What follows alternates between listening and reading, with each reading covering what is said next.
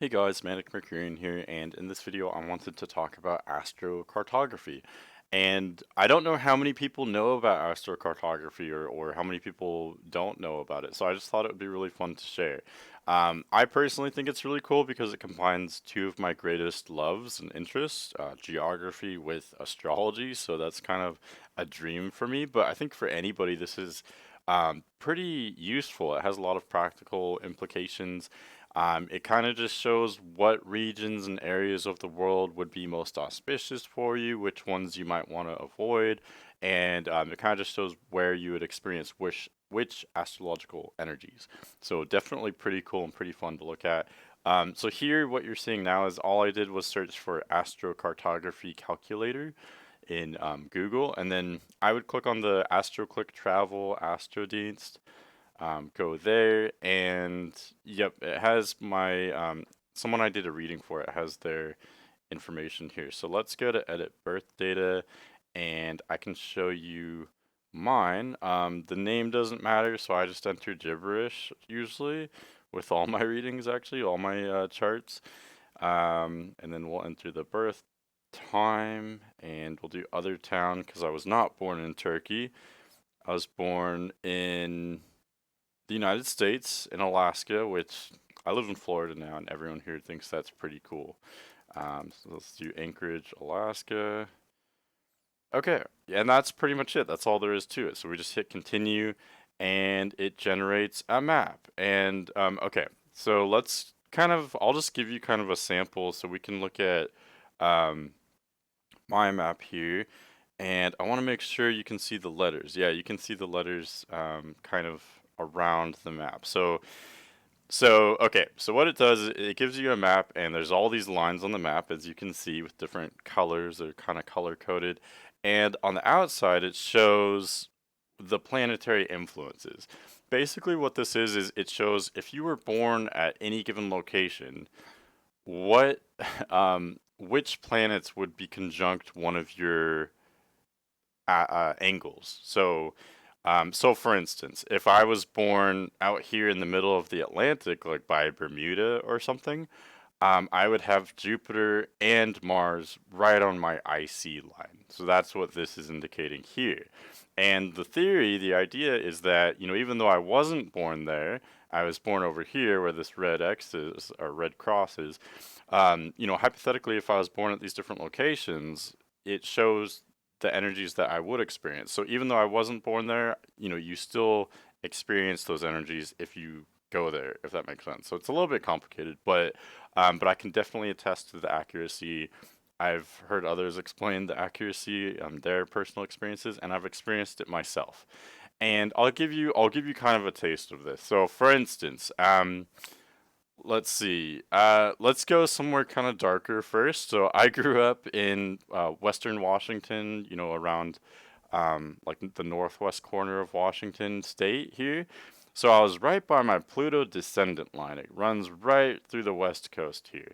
And astrologers will tell you do not live near your Pluto lines. They can be, well, they can trigger very quick growth and evolution, but it's the kind of evolution that you're going through because you're experiencing ongoing crisis. And I'll admit my time growing up there was pretty difficult. I kind of always wanted to leave, to be totally honest. And I did leave in 2020. I left and drove across the country, across the continent, and I went to Florida. Now, this is another area where I have a lot of accuracy with these lines here with the astrocartography. You can see here the Mercury IC line runs through, I don't know, it's like by the panhandle through like Alabama or Mississippi. So I'm not on the Mercury IC line here, but I am within range. I'm close enough that, hypothetically, if you generate a chart for me, if I was born in Florida, which I have done, I've generated a chart. Mercury would be close enough to the IC. It's within range of a conjunction. Okay, so you don't have to be right on a line to experience it. If you're close, within I don't know 1 or 200 miles maybe, you'll still experience those energies. So Mercury IC, what would that mean? IC is the home, the family, the foundation. home life, and Mercury is about learning, right? It's about obtaining information, about teaching, learning, reading, writing, etc. About obtaining and dispersing information.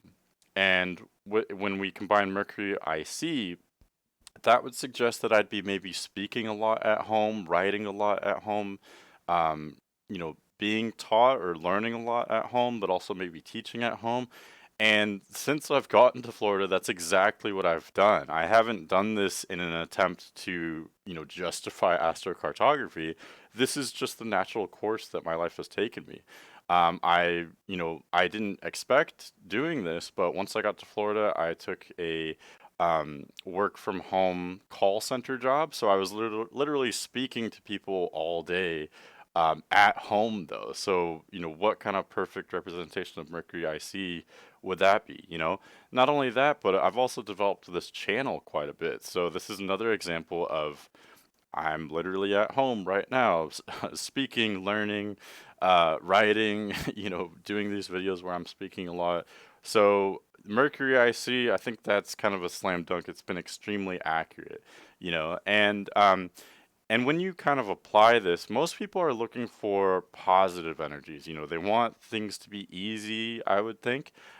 Maybe you have a certain specific mission where you want something else. Like, for instance, if I move to like the Rocky Mountain region of the United States, I've got a Chiron line there, Chiron IC line. So Chiron is really karmic and it's about like healing and stuff, right? That was a really oversimplification, but for the matter of time, let's just call that, Chiron's the wounded healer. And then there's also the Saturn MC line. So that would indicate, maybe I'd be challenged a lot, challenged to heal other people. Maybe in areas of life that I've been wounded before, I would help other people in that area. And with Saturn midheaven, it shows that I would be kind of serious. Like I'd be really focused on my career, very structured. I'd be kind of tied to my career. So that's not a particularly fun energy, but depending on your mission, maybe I'll be at a certain time in my life where that's what I want, where I really want to, discipline and structure. I want to focus on my career and help other people. Then the Rocky Mountains for me would be a great place to go, like Arizona, Idaho, Utah, something like that. It kind of just depends. For most people, they're going to want something easier. So, for instance, let's see. Well, sun lines are great. Sun and Jupiter are really positive. Same with Venus. For me, it's a little tricky because my Mars and my Jupiter are conjunct in my natal chart. So anywhere on this map here where there's a Jupiter line, there's going to be Mars right next to it. And Mars lines are typically something we want to avoid. There could be a lot of volatility there. There could be violent accidents. We can be very competitive, which for some of us can be good, to bring out that kind of fiery nature. But for others of us, if you already have a lot of fire in your chart, you definitely want to avoid Mars because you don't need to be more competitive. You might be a little bit overbearing. Okay. So, Mars lines I would generally avoid. But for me, it's just tricky because that kind of messes up my Jupiter lines a little bit. For me, though, I do lack Mars energy in my chart. So, I have Mars in detriment in Libra. I don't really have a lot of fire placements. I only have one fire planet. So, maybe Mars lines could be something I could experience. I haven't traveled to Maine or Nova Scotia. I haven't traveled to Ukraine or Greece or Turkey, Russia. Um, so honestly, I don't have that personal experience. Maybe a Mars line would be something good for me to experience. I would be definitely very careful because I know there could be violent accidents, but at the same time, it could potentially be positive for someone naturally lacking Mars energy in their chart. So it just depends. There's some kind of weird energies too, like for instance, I've got Uranus and Neptune conjunct in my chart, and you can see this Uranus Neptune. Both of the lines are very close, and in particular, the Uranus Neptune descendant lines are very close. They go over, I don't know, North Carolina, Michigan, a lot of Canada. So that would be weird. That would suggest that if I was near those areas, I would have some really strange relationships. I would attract some really unusual people, maybe I don't know, have unusual experiences with people. And some of these lines like that, I would say are kind of neutral. I don't see that as being especially positive or negative. So that, I don't know, that would be something to try, I suppose. I've been to North Carolina, but only very briefly, so I don't know if I've really experienced this. A lot of people say you have to be somewhere for like at least a week or two to really experience that place's energies and see how it kind of affects your own energy.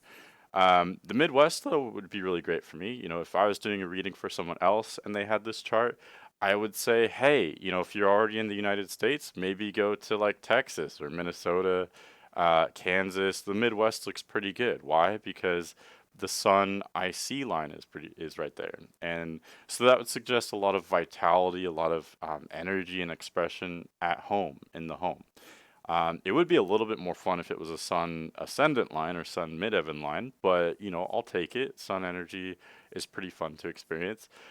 So anyway, I just kind of rattled off some general information, but this is something pretty cool to check out. If you have even kind of basic astrological knowledge, I think you could pretty much figure this out because you're just kind of combining the planet with, whatever part of the chart it is. So, for instance, if I was over here in the Pacific Ocean or Vancouver Island, British Columbia, there's this green Venus line that would show maybe I'm experiencing more desire and pleasure at home, in the IC line. Um, I've talked about a lot of IC lines, so let me talk about a line that's not IC. Let's see. Let's talk about Iceland. That looks like a pretty funky place for me. I haven't been there, but you can see that I've got a moon midheaven line going over there, sun ascendant line, and then also this black line, which it's kind of hard to tell. Let me go to the top of the chart here. So it's a north node IC line. Um, okay, so there's a lot to unpack there. So that would suggest if I went to Iceland, I've got moon over the midheaven, so that would suggest maybe working at home or working with emotions, maybe having a job, I don't know, helping other people, nurturing people, taking on a paternal role, maybe, or doing something involving emotional work like therapy, counseling, something of that nature. It could also just show that my career would be tied to the home or have something to do with the home since moon kind of correlates to the home. And then North Node IC line, that would show that I'd be evolving a lot at home. Nodal lines are tricky. I would avoid living on nodal lines. Nodal lines are great to go to for a vacation or for a certain period of time, or even to live there for maybe a month or two. But the longer you stay on a nodal line, the more you'll realize how unstable nodal energy is. Nodal energy is the energy of eclipses, right? So with that energy, we experience a lot of growth, okay? We figure things out. There's a lot of coincidences and synchronicities, and it's really exciting. Life becomes like a movie, okay? So that can be really fun. The problem is, the longer you stay there, the more you're just constantly changing. You're constantly evolving and growing, which is really cool, but it's hard to put down roots. Everything is constantly changing. And especially for me with this line, North Node IC line, IC is again the home and family. I don't know why I have so many IC lines here, but home and family. So if my home life is constantly changing, that could be fun for a little while, but it would become distressing after a while. We like to have our home life be a little bit stable, typically speaking. Okay, so that's a mixed bag. That's something to consider. And then there's also the sun ascendant line. That one's a lot more fun. Ascendant is, of course, kind of how we represent ourselves. It's our identity. It's a lot of our mission in life as well, but it's also how we come across to others, kind of how we approach things or begin things. And with the sun ascendant line there, this would indicate that I would be very confident in Iceland. I would be very expressive and kind of spontaneous. I'd be maybe very charismatic. Like people would be receptive to me more so because I'm exuding the energy of the sun.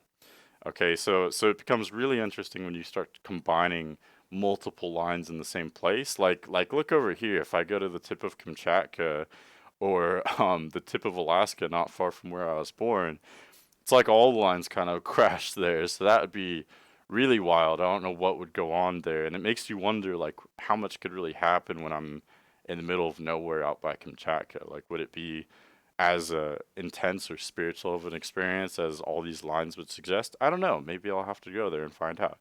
But anyway, this is just something fun I thought I could share. And again, if you have any basic astrological knowledge, you could pretty much figure this stuff out.